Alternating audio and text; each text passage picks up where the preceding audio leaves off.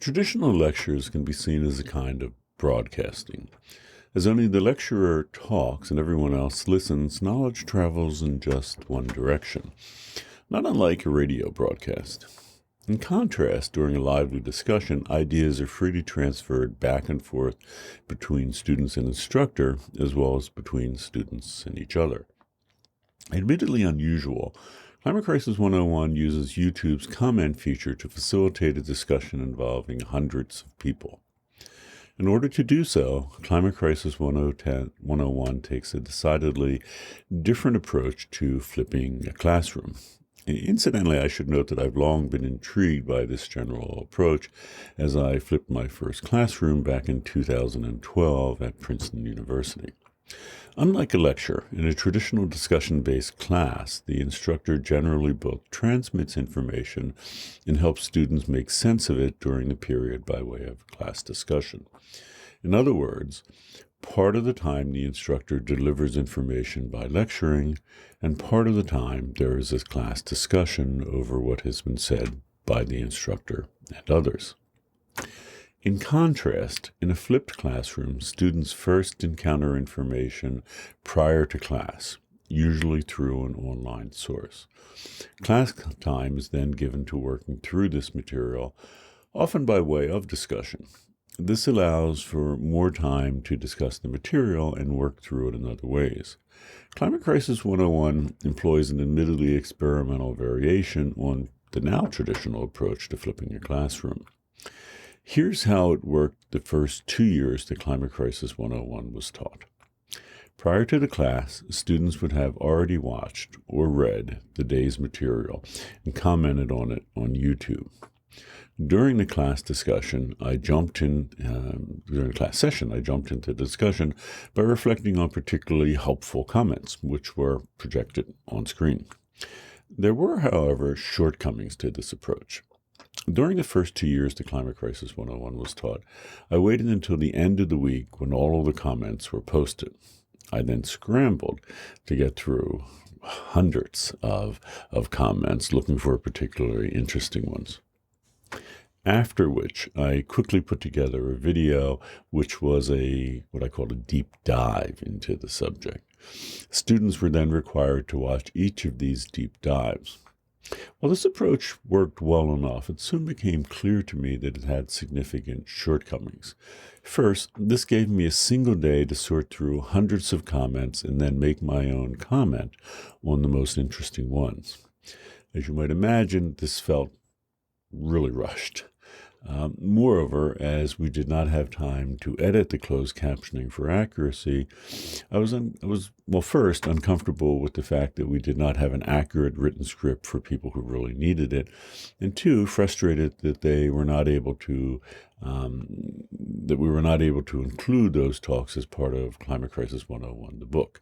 Similarly, this meant that we're not quickly able to upload this material as an audio podcast. As I noted in the previous sections of this chapter, accessibility is one of my central aims here. Consequently, having some of the Climate Crisis 101 material unavailable in certain forms, such as a book and as an audio podcast, was of concern to me. Finally, in the anonymous evaluations of Climate Crisis 101 at the end of the term, quite a few students noted that spending an entire class going over students' comments did not seem like, perhaps the best use of time. To be clear, most students seemed to like hearing the comments and our reflections on them. However, some felt that it ran just a little too long. So I set about to take a different approach in the third time that I taught Climate Crisis 101. Because I had already taught the class twice with enrollments of 860 and 1,000 students, respectively, I had a terrific archive of thoughtful responses to the course readings and films. Consequently, instead of using these comments from the current course, I was able to create deep dives from this archive.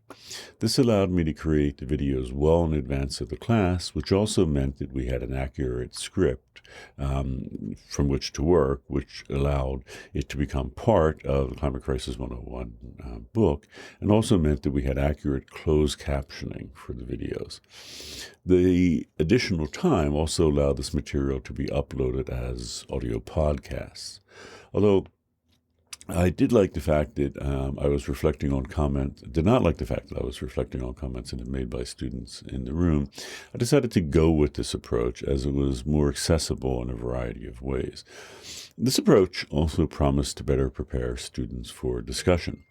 During the 2 years the Climate Crisis 101 was taught, students were asked to comment on brief video introductions that I made, to frame the week's documentary or course readings.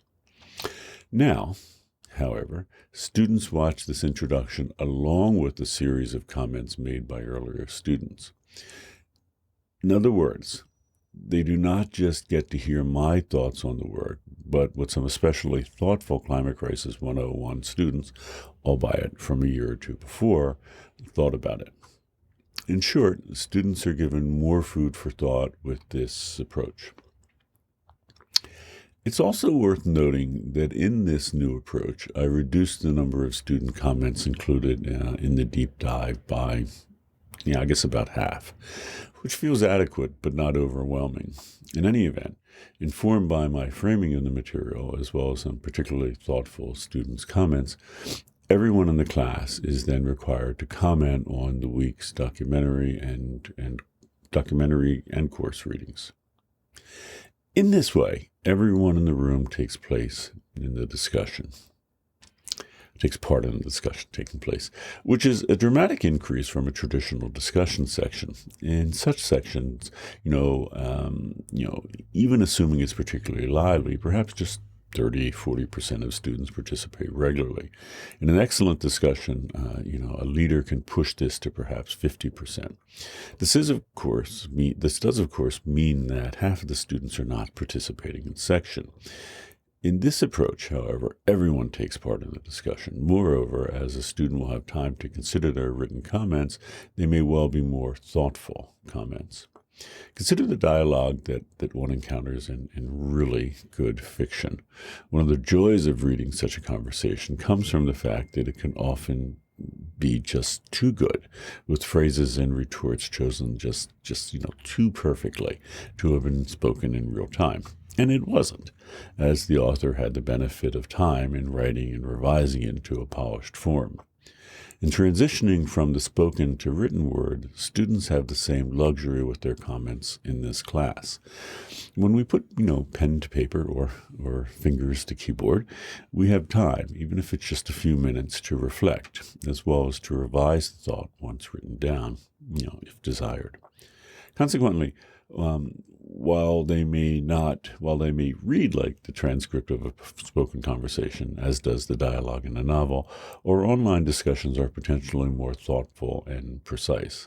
By using this admittedly unusual approach, not only is the primary lecture material presented and preserved online, but all of the careful and thoughtful class discussion surrounding it is archived as well. Actually, the current iteration of this course encourages students' involvement in two ways. First, by way of the YouTube comments that I've just outlined here. Second, as the primary lectures are given as a webinar, students are encouraged to comment and ask questions in real time during the lectures. All this would, of course, not be possible if this were not, in addition to being a book and a university course, a website.